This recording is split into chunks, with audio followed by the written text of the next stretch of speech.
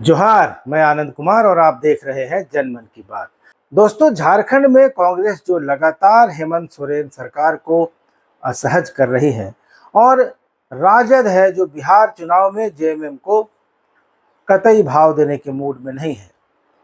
और इन सब चीज़ों ने जो हाल के घटनाक्रम है उनने कई तरह की चर्चाओं को जन्म दिया है। और इस बीच झारखंड भाजपा के नेता जिस तरह से मुख्यमंत्री हेमंत सोरेन से नज़दीकियां बढ़ाते हुए नजर आ रहे हैं, उससे झारखंड की सत्ता में नए समीकरणों की आहट सुनाई दे रही है। लेकिन ये आहट तो पिछले कुछ समय से सुनाई दे रही है, लेकिन क्या तत्काल इसमें कुछ होने वाला है, इस पर आज चर्चा करेंगे। दोस्तों, बिहार का चुनाव नज़दीक है और जहां तक बीजेपी का सवाल है, उसका कोई भी कदम, उसका कोई भी फैसला बिहार चुनाव को मद्देनजर रखकर ही होने वाला है। लेकिन पिछले 2 महीनों से, जब से मुख्यमंत्री हेमंत सोरेन अपने पिताजी शिबू सोरेन जी के इलाज के लिए दिल्ली में ज्यादा समय दे रहे हैं, झारखंड के राजनीतिक गलियारों में तरह तरह की चर्चाएं हैं। और ये चर्चाएं न केवल विपक्षी दल भारतीय जनता पार्टी के खेमे में हैं, बल्कि सत्तारूढ़ गठबंधन के सहयोगी दलों जैसे कांग्रेस और आरजेडी के बीच भी हो रही हैं। गुरु जी की तबीयत को लेकर कई नेता, जिनमें भाजपा के अध्यक्ष और विधायक दल के नेता बाबूलाल मरांडी शामिल हैं, पूर्व मुख्यमंत्री रघुवर दास शामिल हैं, केंद्रीय मंत्री अन्नपूर्णा देवी और संजय सेठ हैं, और इनके अलावा आदित्य साहू जैसे राज्यसभा सांसद हैं। और भी बहुत सारे नेता हैं जो लगातार गुरु जी का हालचाल लेने के लिए हेमंत सोरेन से मिलने दिल्ली जा रहे हैं।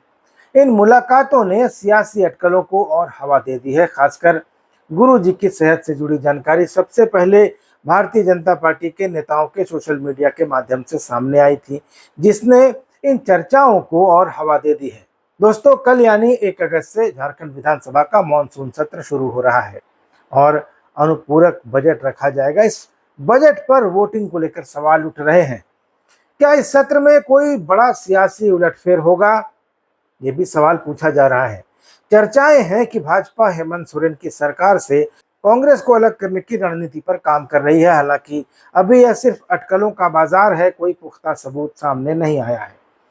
दोस्तों, मैंने पहले भी अपने वीडियो में कहा था कि अगर हेमंत सोरेन की सरकार से कांग्रेस, आरजेडी और वाम दल अलग हो जाए तो भी उनकी सरकार आराम से चलती रहेगी, अगर भाजपा उन्हें रणनीतिक समर्थन देती है तो।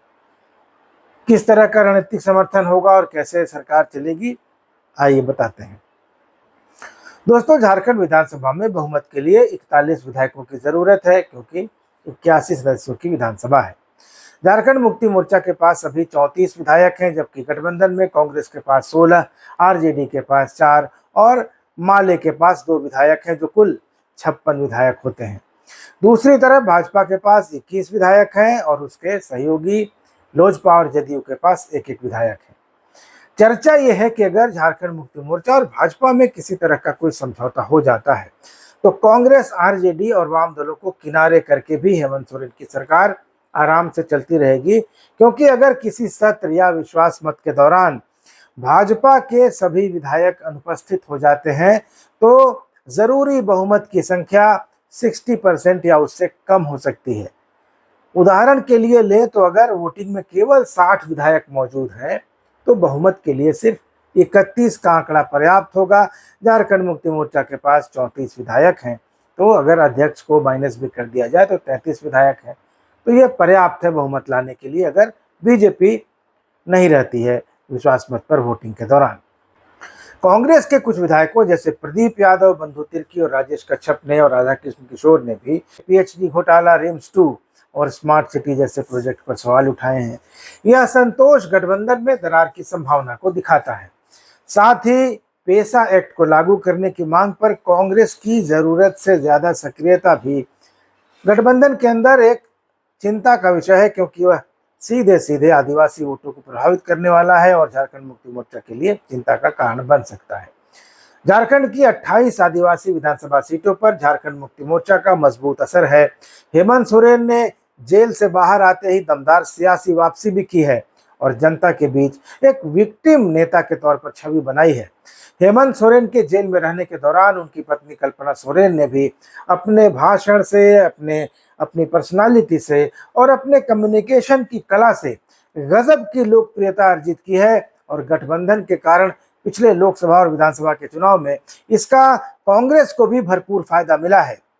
आदिवासी और मुस्लिम वोटों के महागठबंधन की तरफ चले जाने से भाजपा को कोल्हान संथाल और दक्षिण छोटानागपुर के आदिवासी बहुल इलाकों में भारी नुकसान उठाना पड़ा है और इसने 2019 और 2024 में बीजेपी की सत्ता में वापसी की संभावनाओं पर पूरी तरह से पानी फेर दिया। दोस्तों, भाजपा को अब यह समझ में आ गया है कि जब तक कांग्रेस और जेएमएम एक साथ रहेंगे, आदिवासी और मुस्लिम वोट एक तरफ गिरते रहेंगे और वह लाख कोशिशें कर ले तो भी सत्ता में लौट नहीं पाएगी जब तक आदिवासी और मुस्लिम का समीकरण बना रहेगा। तो इन वोटों का बिखराव ही आने वाले चुनाव में उसकी उम्मीद को जिंदा रख सकता है। लेकिन आप पूछेंगे कि आखिर कांग्रेस को अलग करके हेमंत सोरेन को राजनीतिक तौर पर क्या हासिल होगा।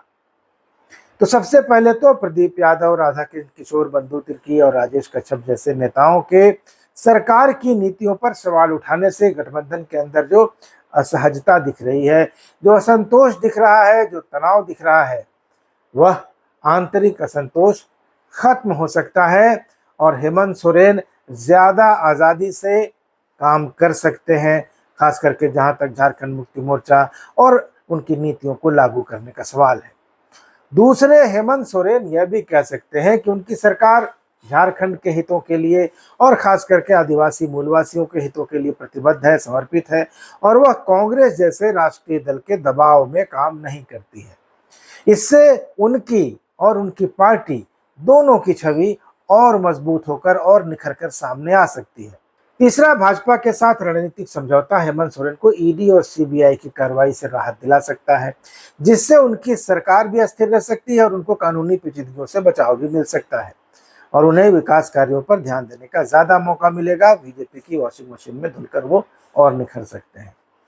इसके अलावा बीजेपी के साथ कोई स्ट्रेटेजिक अलायंस होने की स्थिति में हेमंत सोरेन केंद्रीय योजनाओं में झारखंड की हिस्सेदारी बढ़ा सकते हैं, ज्यादा से ज्यादा पैसा केंद्र से ला सकते हैं, लेकिन इसके अपने जोखिम भी हैं। हेमंत सोरेन को ईडी और सीबीआई की कार्रवाइयों के कारण पहले से ही आदिवासी समुदाय में सहानुभूति मिली है और उनकी पत्नी और उन्होंने इसे प्रभावी ढंग से चुनाव में भुनाया। अगर हेमंत सोरेन बीजेपी के साथ कोई गठजोड़ करते हैं तो इससे उनकी छवि को नुकसान हो सकता है और उनके कोर वोटर यानी आदिवासी नाराज हो सकते हैं। तो दोस्तों, ये तो थी हेमंत सोरेन और जेएमएम की बात। अब आते हैं बीजेपी पर। भाजपा अगर हेमंत सोरेन के साथ किसी तरह का कोई स्ट्रेटेजिक अलायंस करती है या बाहर से समर्थन देती है तो बीजेपी जो 2019 से सत्ता से बाहर है, तो लंबा समय हो गया, उसका कैडर निराश है, समर्थक उदास हैं, किसी का कोई काम नहीं हो रहा है। झारखंड बनने के बाद से ये पहला मौका है जब बीजेपी इतने लंबे समय सत्ता से बाहर रही है। भाजपा को इस बात का डर है कि लंबे समय तक सत्ता से दूरी उसका असर यहाँ कम करती जाएगी, कैडर बिखरता जाएगा और अगर भाजपा हेमंत सोरेन के साथ किसी तरह का कोई अलायंस करती है या कोई गठबंधन के जरिए सत्ता में किसी तरह से अपना असर बना पाती है तो यह उसके कैडर में एक नया जोश भर सकता है। कार्यकर्ताओं को लगेगा कि उनकी मेहनत रंग ला रही है, सत्ता में हिस्सेदारी मिलेगी और समर्थकों का विश्वास बढ़ेगा, पार्टी को अपना संगठन बढ़ाने में मदद मिलेगी और कार्यकर्ताओं का बिखराव भी रुकेगा और यह आने वाले समय में चुनाव में बीजेपी के लिए फायदेमंद हो सकता है। इसके अलावा अगर हेमंत सोरेन सरकार चलती रहेगी और बीजेपी उस सरकार को मदद देती रहेगी तो भाजपा आदिवासियों तक अपनी पहुंच बना सकती है और बांग्लादेशी घुसपैठ और डेमोग्राफी चेंज का जो मुद्दा वो उठाती आ रही है वो पहले से ही कांग्रेस को इसके लिए टारगेट करती आ रही है, तो एक बार फिर कांग्रेस पर इसका ठीकरा फोड़ सकती है। चंपई सोरेन, सीता सोरेन, लोबिन हेम्ब्रम जैसे नेता इसमें मददगार साबित हो सकते हैं और भाजपा आदिवासियों में अपनी खोई हुई पैठ को हासिल करने की कोशिश कर सकती है। लेकिन दोस्तों, ये सारी बातें अभी अनुमान है, कयासबाजियां हैं। गाछ पर लगा हुआ एक ऐसा कटहल है जिसके पकने की उम्मीद में कुछ लोग अभी से होठों पर तेल लगाकर बैठे हैं। तो फिलहाल सरकार बनने, सरकार गिरने या समीकरणों के बदलने की कोई सूरत, कोई संभावना तात्कालिक तौर पर तो नहीं दिख रही है, लेकिन बातें हो रही हैं और बिना आग के कहीं धुआं नहीं निकलता है। तो दोस्तों, धुआं है तो कहीं ना कहीं आग भी होगी। 1 अगस्त से विधानसभा का मानसून सत्र शुरू हो रहा है, इसमें बहुत कुछ देखने और सुनने को मिलेगा, और भविष्य में क्या कोई नया समीकरण बनेगा या फिर हेमंत सोरेन की अगुवाई में महागठबंधन की सरकार चलती रहेगी, इसकी भी झलक इस सत्र में मिल जाएगी। तो आप इस बारे में क्या सोचते हैं कि क्या बीजेपी कोई खेल रच रही है, बीजेपी के नेताओं की हेमंत सोरेन से निकटता का कोई मतलब बन रहा है? क्या कांग्रेस के अंदर जो चल रहा है और सरकार के अंदर रहकर कांग्रेस के नेता जिस तरह के काम कर रहे हैं, जिस तरह की बातें कर रहे हैं और जिस तरह से सरकार असहज हो रही है, क्या कुछ समीकरण आपको बनता बिगड़ता दिखाई दे रहा है? अगर आप इस बारे में कुछ सोचते हैं तो अपनी प्रतिक्रिया जरूर दीजिएगा कमेंट बॉक्स में जाकर।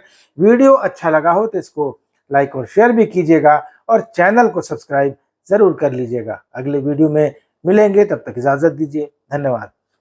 नमस्कार।